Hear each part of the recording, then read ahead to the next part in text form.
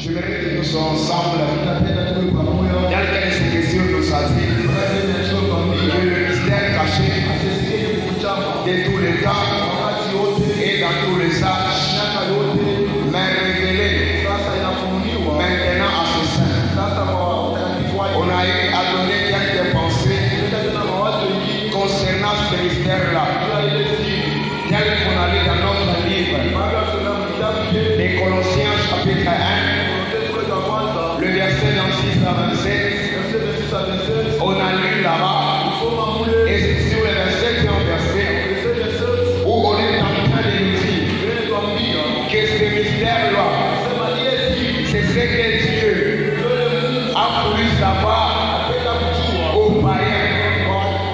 Amen, amen. Et lui-même est en train de parler que dans ce mystère-là, il y a la glorieuse gloire. Et cette glorieuse gloire est cachée. Mais Dieu a voulu révéler cela aux païens afin qu'ils puissent en bénéficier de cette glorieuse gloire. Et cette glorieuse gloire, c'est ce qu'on est en train d'appeler l'espérance de gloire. Amen, amen. Si nous sommes dans Colossiens chapitre 1, le verset 5, cette glorieuse gloire, cette espérance de gloire, la Bible nous déclare que c'est une espérance qui nous est réservée dans les cieux. Amen, amen. C'est pour cela ce soir, je vais à comprendre encore à quelqu'un que ce mystère cache beaucoup de choses. Et ces choses-là sont nécessaires pour un enfant de Dieu. Amen, amen. Et si tu n'arrives pas à découvrir ce mystère, tu ne seras pas heureux. Amen, amen. Parce que quand Pierre a découvert qui était réellement Jésus, Jésus-Christ a dit à Pierre que tu es heureux. Amen, amen. C'est que quand on découvre les mystères qui est caché, Dieu lui-même, qui est Jésus-Christ, nous déclarera que nous sommes heureux. On a dit que ce mystère, nous sommes dans Colossiens chapitre 1, le 27e verset.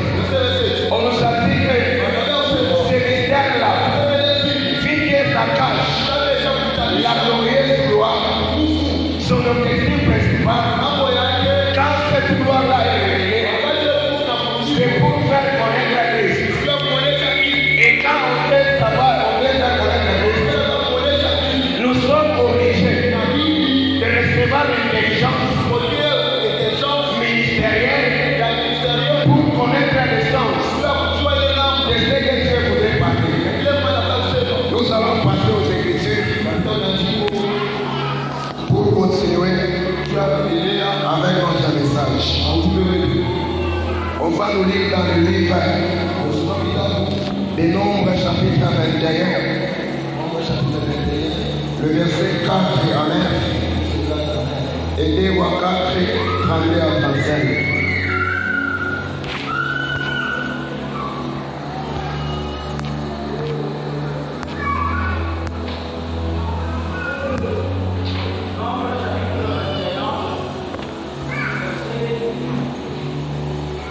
Verset 4 à 9.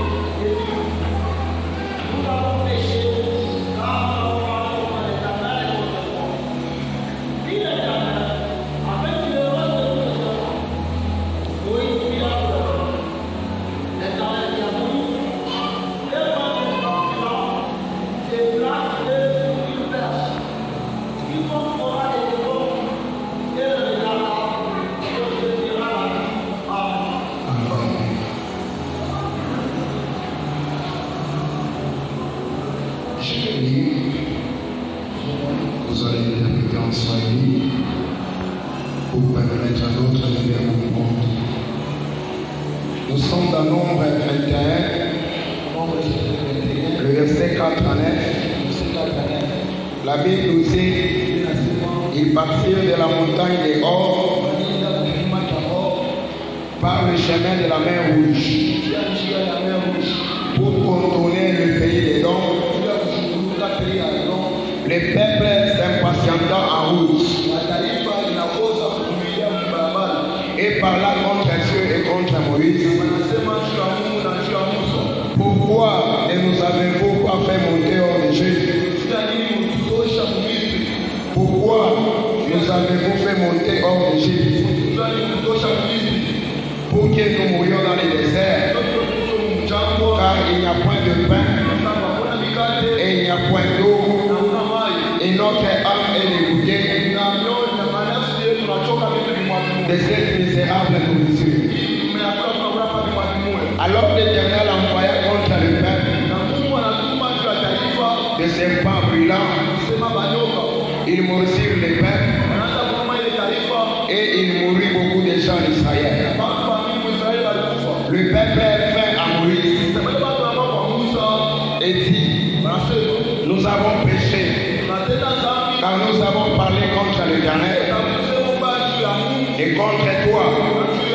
Prie l'Éternel afin qu'il éloigne de nous ces serpents. Moïse pria pour le peuple. L'Éternel dit à Moïse, fais-toi un serpent brûlant, un serpent brûlant, un serpent de feu, et place-les sur une perche. Quiconque avait été mordu par un serpent et regarda le peuple, les serpents des rêves, conserva la vie. Amen, amen. Nous lisons notre donné dans Néo chapitre 4, le verset 32 à 35, nous lisons de Jésus. Lorsque Élisée arriva dans la maison, voici l'enfant était mort, couché sur son lit. Élisée entra et ferma la porte sur eux deux et il pria l'Éternel. Il monta et se coucha sur l'enfant. Il mit sa bouche sur sa bouche, ses yeux sur ses yeux, ses mains sur ses mains, et il s'étendit sur lui. Et la chair de l'enfant se réchauffa. Élisée s'éloigna, alla ça et là par la maison, puis remonta et s'étendit sur l'enfant. Et l'enfant éternua 7 fois. Anachamuka mara saba. Et il ouvrit les yeux. Amen. Amen, amen. Vous allez nous excuser parce que ma voix est interrompue. Nous allons vers notre Dieu pour nous faire entendre. Nous sommes en train de parler sur ce message, le mystère caché de tous les temps et dans tous les âges, mais révélé maintenant à ses saints, tel qu'on a dit hier, que lorsqu'on parle de ce mystère, on va dire des choses qui sont cachées. Amen, amen.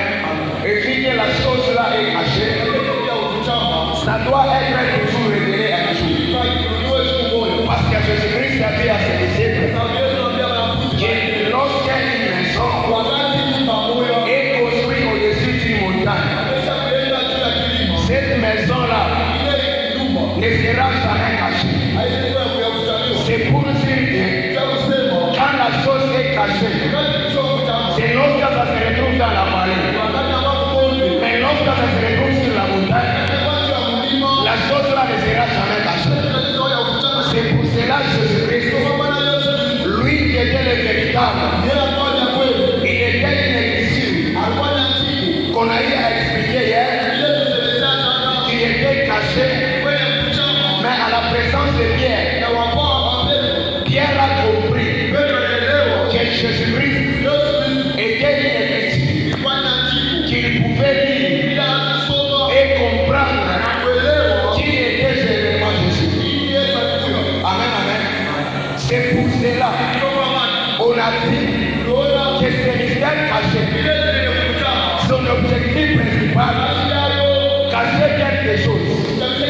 Et la chose là qui était cachée, c'était Jésus-Christ qui était caché.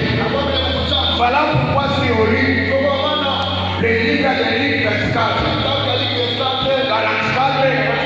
Jésus quand il vient, il dit au peuple que la loi, les hommes, les prophètes étaient en train de parler de moi.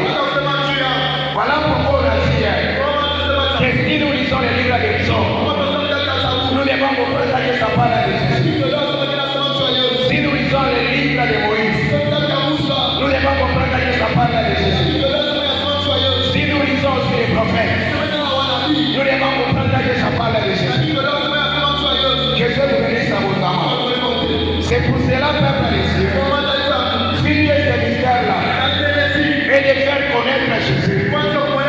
On a eu à expliquer que Jésus qui est caché, doit être révélé. Et pour qu'il soit révélé, ça nécessite un esprit ministériel. Un esprit ministériel. Amen, amen. Un esprit ministériel. C'est pour cela, si tu n'as pas l'esprit ministériel, tu n'auras pas la capacité de pouvoir décoder les choses cachées. Voilà pourquoi la Bible nous dit que la gloire des cieux, c'est de cacher les choses. Mais la gloire du roi, c'est de sauter. Voilà pourquoi nous disons que tous les ministres des cieux, aujourd'hui, ce sont des rois qui doivent être ici, de pouvoir nous sortir Jésus-Christ dans les mystères pour les manifester. Dans les mystères. Amen, amen. Pour les manifester. Et c'est lorsque Jésus est manifesté que les cartes seront sauvées. Que Dieu nous bénisse abondamment. Les passages sont faits des livres. Quel qu'on a lu dans les livres. Et Déwa chapitre 4, le verset 31 à 35. C'est une histoire que tout le monde connaît. Et cette histoire-là nous parlait de ceci. Il y avait une femme qu'on appelle la tsunami. C'était une femme qui avait son mari. Mais dans la maison de cette femme, il manquait un fils. Amen, amen. Et à chaque fois que l'homme des cieux, qu'on appelle Élisée, passait par ce chemin, passait par cette maison, la femme ici était en train de les presser pour que l'homme des cieux aille manger chez lui. Amen, amen. Et il avait pressé cet homme-là. Élisée a accepté. Il a commencé à manger chez elle. Et à chaque fois, Élisée, vous pouvez passer par là. Il entrait toujours dans cette maison. Mais un jour, cette femme-là a dit à son mari que si cet homme ici passe chaque fois ici, j'aimerais te demander que nous puissions lui construire une chambre haute. Et dans cette chambre haute-là, nous allons placer un lit et un siège, une table et un chandelier. Que Dieu bénisse abondamment. Et lorsque la femme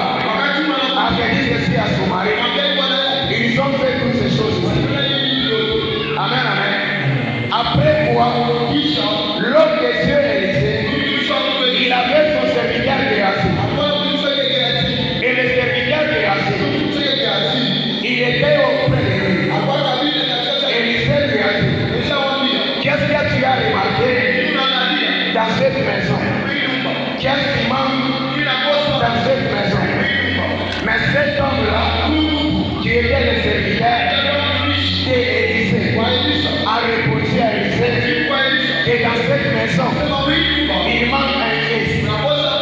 Amen, amen. Et il dit que le fils manquait dans cette maison. Élisée maintenant avait appelé cette femme. Et il a dit à cette femme, à la même époque de l'année prochaine, tu auras un fils, tu embrasseras un fils. Certainement, cela était arrivé. Et quand cela était arrivé, cet homme ici, avec sa femme, dans leur maison, ils ont reçu un fils. Et ils s'étaient reçus. Amen, amen. Et puis ils s'étaient reçus. Un jour, le père était parti au champ. Et quand il était au champ, son fils aussi est parti pour l'aider. Il est parti pour l'aider. Et quand il est arrivé au champ, il a commencé à dire à son père, papa, ma tête. Et quand il a dit cela, le père là a appelé ses serviteurs. Il lui dit ceci, prends ce fils, rends-le à sa mère. Amen, amen. Et lorsqu'on a amené le fils à sa mère, la Bible nous déclare que le fils là était mort. Et quand le fils était mort, la femme là, vu qu'elle avait la foi, elle était partie déposer ce fils là sur les lits du serviteur Élisée. Amen, amen. Vu qu'Élisée était un homme de Dieu, quand le fils là même, la servante là, la femme là, était obligée de prendre le fils et d'aller le placer sur le lit de l'homme de Dieu. Et quand il a amené ce fils là sur le lit de l'homme de Dieu, qu'est-ce qu'il a fait? Il a pris son ânesse, il est parti suivre Élisée à la montagne. Et quand il est arrivé là-bas, il a relaté l'histoire de ce qui s'était passé. Après avoir cela, Élisée a envoyé son serviteur Géasi. Il lui a dit, Dieu précède-nous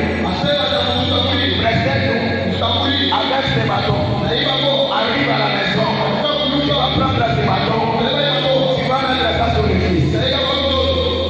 Mais quand Géasi a mis les bâtons, le fils là ne s'est pas ressuscité. Amen, amen.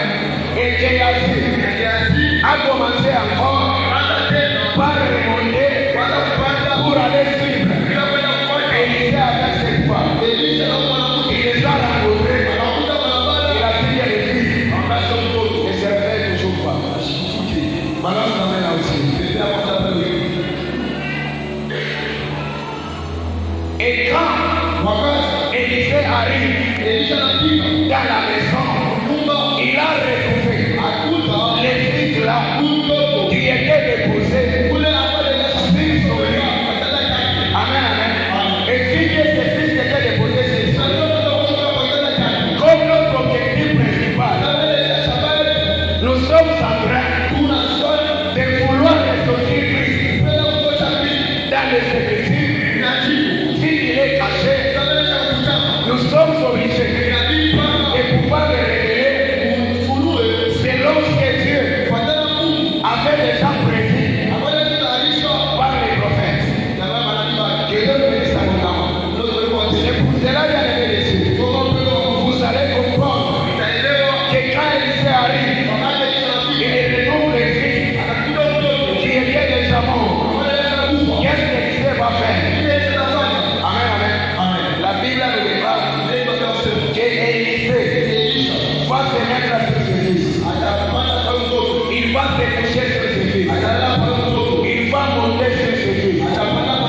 Et la Bible nous déclare que Élisée, qui était le blanc des yeux, a mis ses yeux sur les yeux de ses fils, a mis ses mains sur les mains de ses fils. Amen, amen. Ici, quand on veut nous interpréter,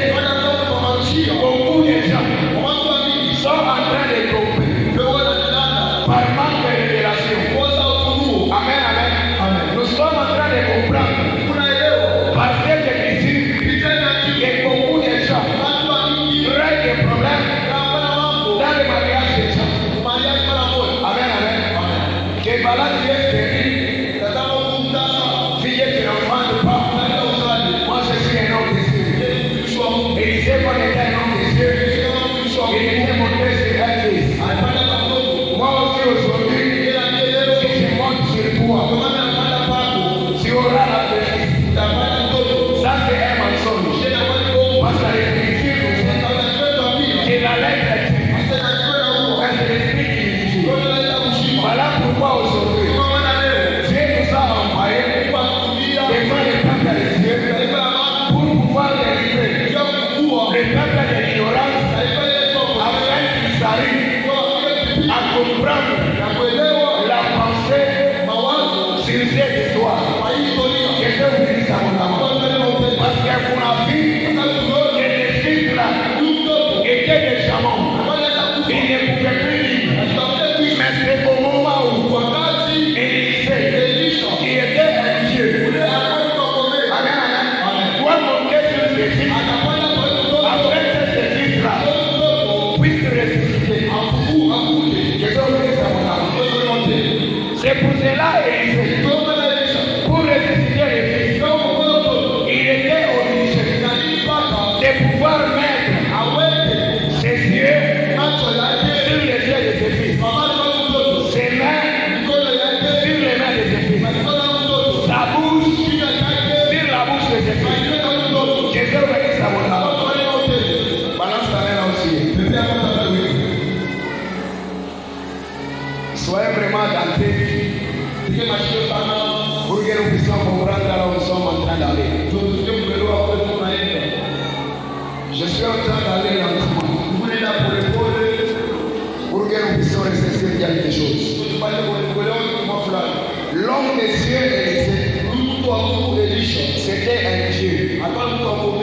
Mais si vous voyez le fils là, il était un petit, il était déjà mort. Mais vous allez remarquer que pour que ce fils-là puisse ressusciter, il fallait que dans la première des choses, il se retrouve d'abord sur le lit de l'homme de Dieu. Amen, amen. Et la deuxième des choses, Élisée doit monter sur lui. Et vite Élisée était un Dieu. Et ce fils-là était un petit, était un chien. Nous sommes en train de comprendre le livre de Philippiens, chapitre 2. Amen, amen. Là on est en train de nous dire que notre Seigneur Jésus, il s'est humilié. Le fait là de s'humilier, il n'a pas accepté de prendre, de garder la même forme de Dieu qu'il avait.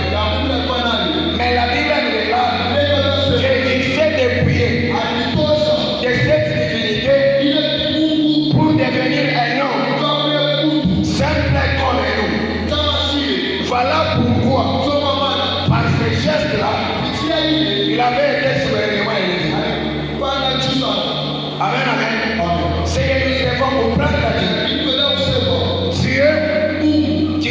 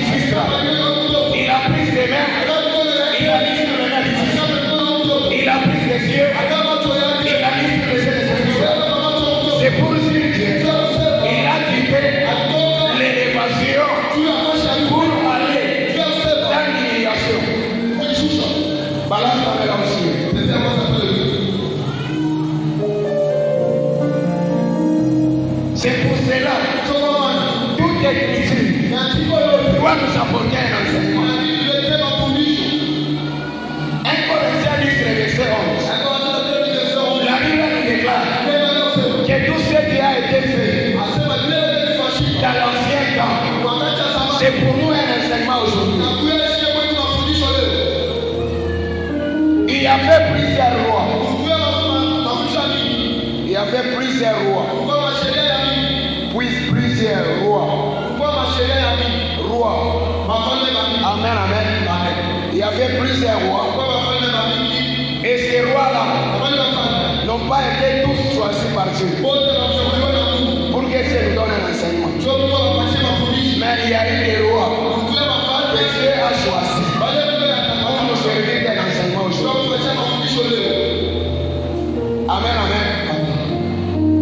Voilà pourquoi c'est donc des yeux doit appliquer ces gestes-là. Si tu étais un Dieu, il doit se rabaisser pour que ces fils-là puissent ressusciter. Voilà pourquoi nous comprenons que les véritable Élysée, ce n'est que le Seigneur Jésus. Parce que Jésus-Christ, quand nous prenons Luc chapitre 6, le verset 11 à 14. Amen, amen. Je vais que tu me prêtes l'oreille.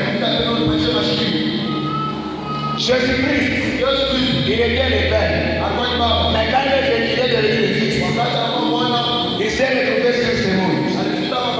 Voilà pourquoi on a lu la Luc chapitre 7, le verset 11 à 14. La Bible nous dit qu'il y avait une fille, et dans cette fille-là, il y avait un deuil. Amen, amen. Il y avait une femme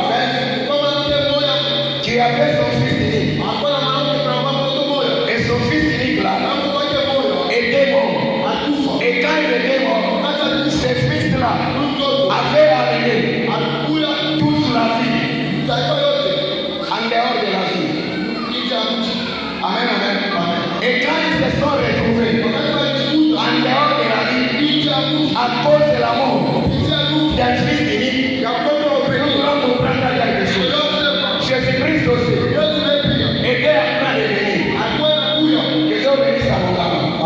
Parce que la Bible nous dit, dans le livre des psaumes, que quand Dieu fait descendre, il rabaisse les cieux. Amen, amen. Voilà pourquoi nous nous disons que quand Dieu rabaisse les cieux, il marche avec son trône. Amen, amen.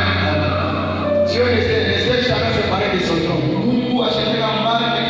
Voilà pourquoi les Écritures nous disent qu'il rabaisse les cieux pour descendre. Voilà pourquoi une autre Écriture nous a dit que le ciel est le trône des cieux. Mais la terre est le marche-pied des cieux. C'est pour comprendre la Dieu. Quand la terre devient la marche-pied des cieux, c'est quand Dieu accepte de se rabaisser. Voilà pourquoi toujours dans Colossiens, chapitre 1, à partir du 15e verset, la Bible nous dit que Jésus-Christ est l'image des cieux, les premiers-nés de toute la création.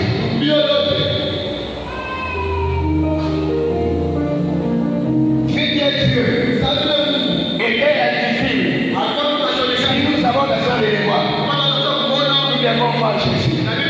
Voilà pourquoi même Jésus disait qu'il était parti, que c'est lui qui m'a vu, a mis les pères. Que Dieu bénisse à mon âme. C'est pour cela aujourd'hui, le véritable Élysée, ce n'est que le Seigneur Jésus. Pour ressusciter les fils, il doit se rabaisser. Voilà pourquoi Jésus, lui aussi s'est rabaissé pour aller sauver les fils unis qui étaient déjà morts. Voilà pourquoi quand il arrive, il va toucher les cercueils. Ça c'était en premier lieu. Mais en deuxième lieu, il va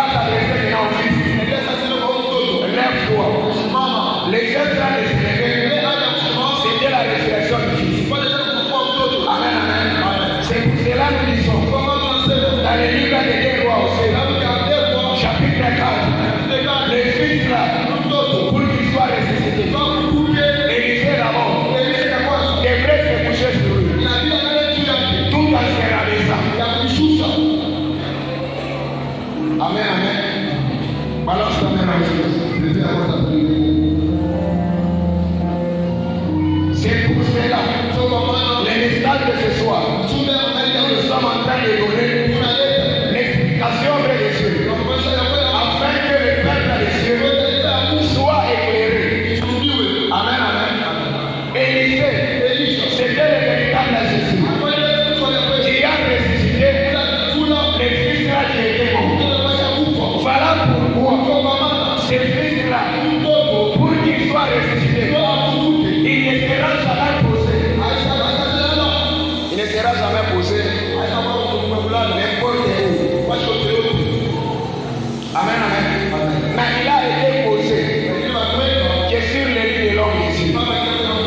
Voilà pourquoi la Bible nous déclare que nous aussi, pour que nous soyons sauvés, nous devons aller en dehors de la vie.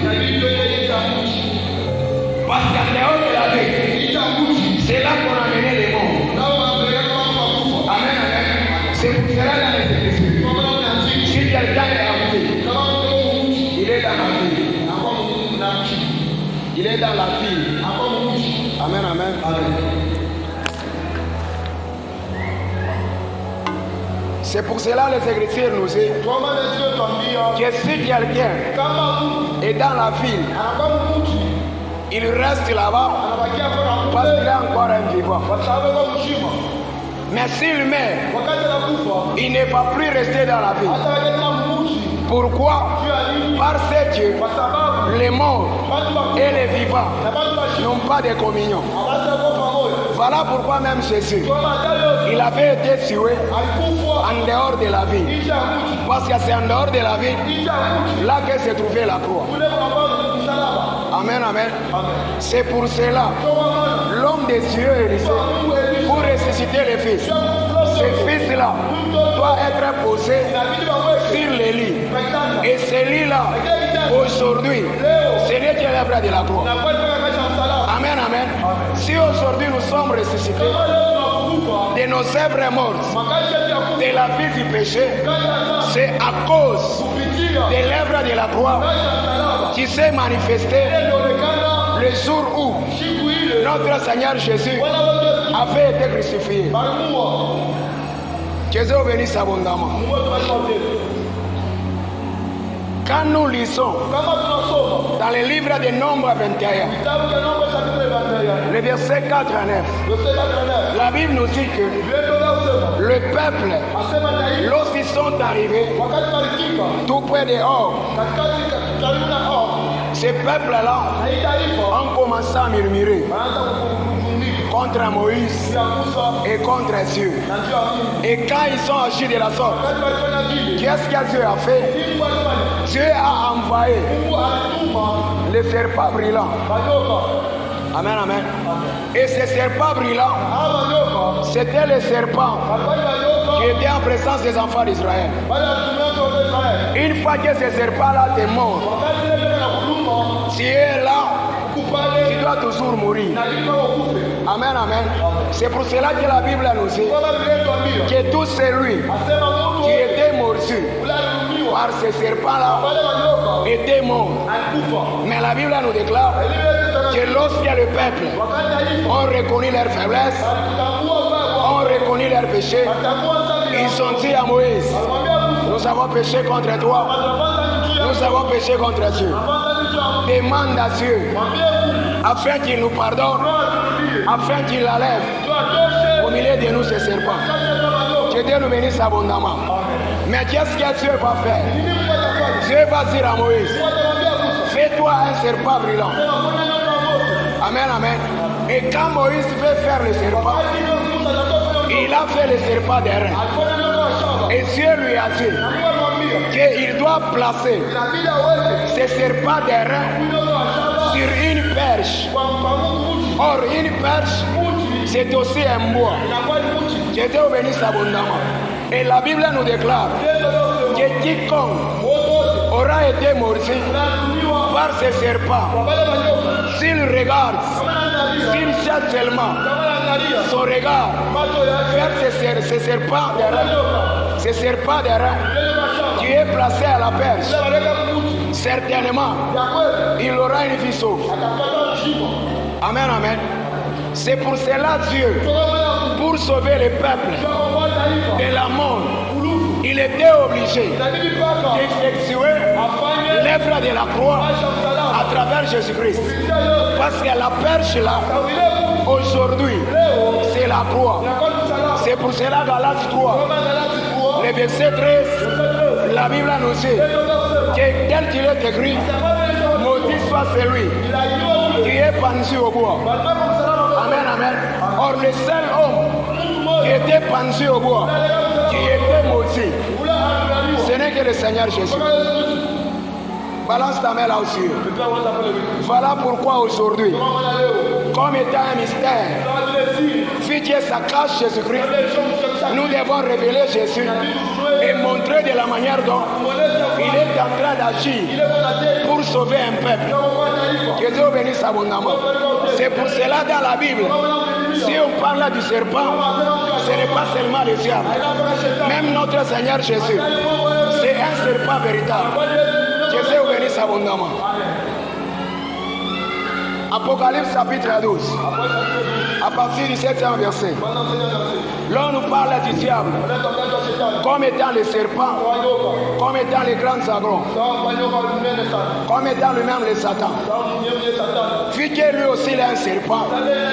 Voilà pourquoi quand les peuples ont péché, il était là pour apporter la mort au peuple.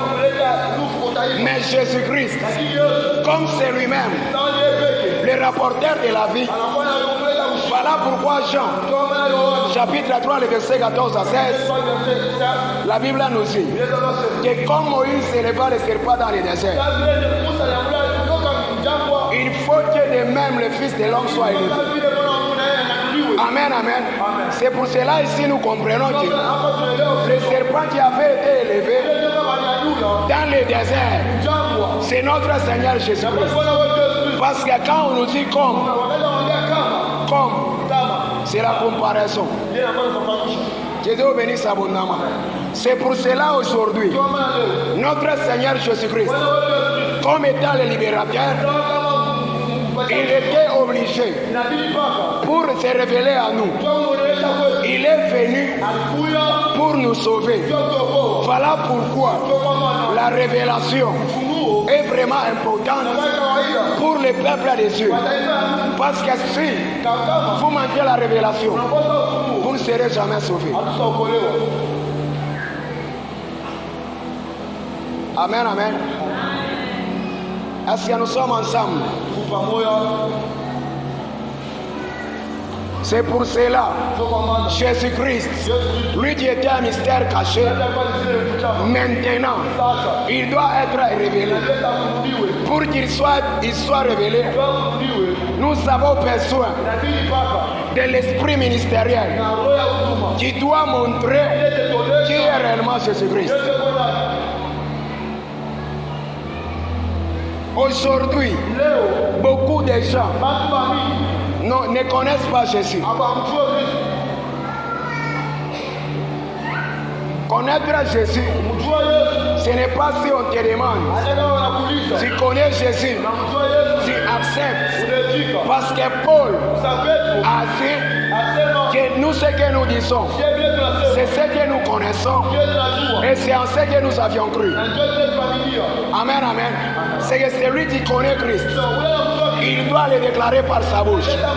Même si on te demande ici, qui est Jésus-Christ, tu es capable de répondre. Où se trouve le ciel, tu es capable de répondre. Que Dieu bénisse abondamment. Parce que tu dois confesser en ce que tu as déjà cru.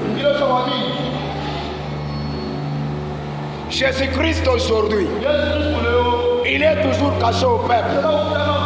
Voilà pourquoi vous remarquez que plusieurs doctrines aujourd'hui ne reflètent pas l'enseignement des apôtres. Amen, amen. Les apôtres nous sont laissés un modèle que nous devons copier. Mais aujourd'hui, beaucoup de gens ne copient pas ces modèles-là. Ils sont en train d'apporter leur modèle tout en avançant des arguments sans fondement Tu ne donnes même pas la maturité. Tu n'édifies même pas. C'est pour cela que l'église ne grandit pas. Parce que Christ n'est pas encore connu chez vous.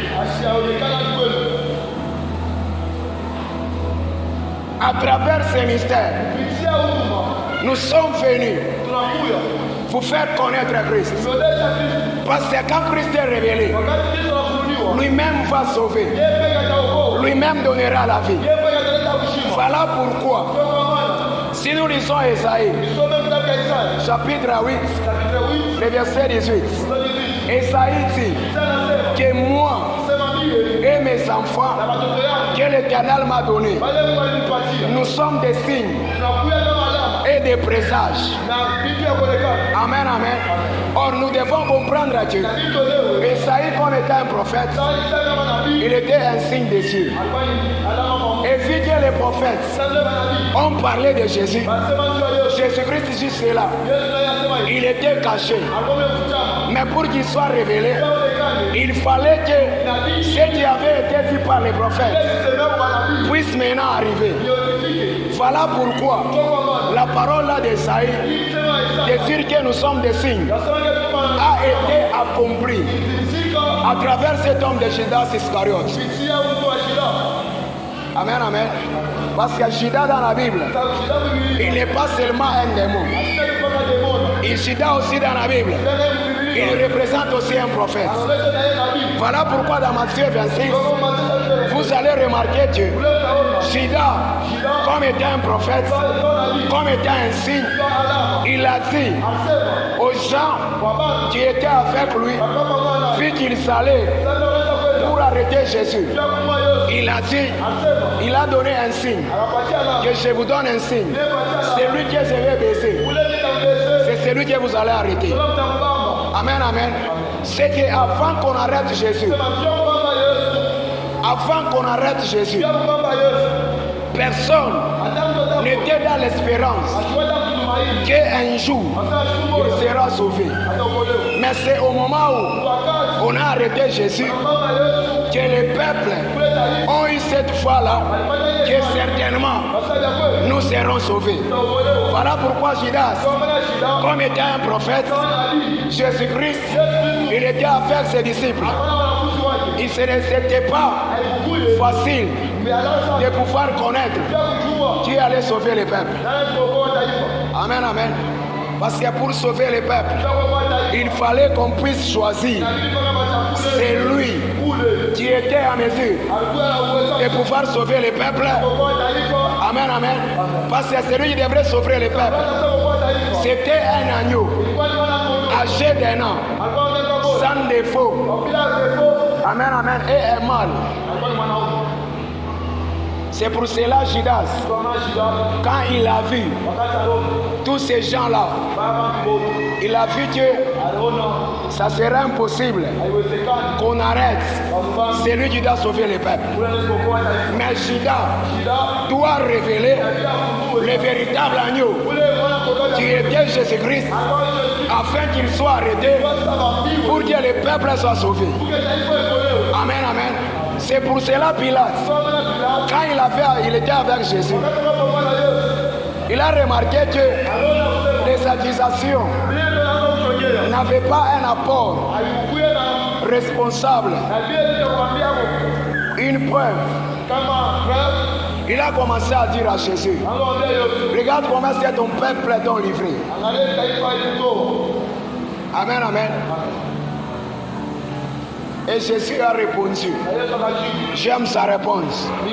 Il a dit que si ce peuple ne m'appartenait pas, il devrait accepter à ce que moi je sois libéré. Barabbas reste toujours en prison. Amen, amen. Mais vu que ce peuple m'appartient, voilà pourquoi il déclare ma crucifixion. Amen, amen.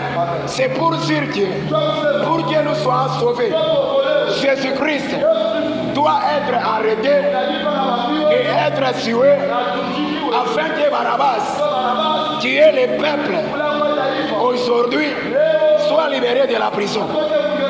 Que Dieu bénisse abondamment. Parce que la Bible appelle la prison comme étant le séjour des morts. Appelle la prison comme étant chrétien. Tu se retrouves dans la vie du péché.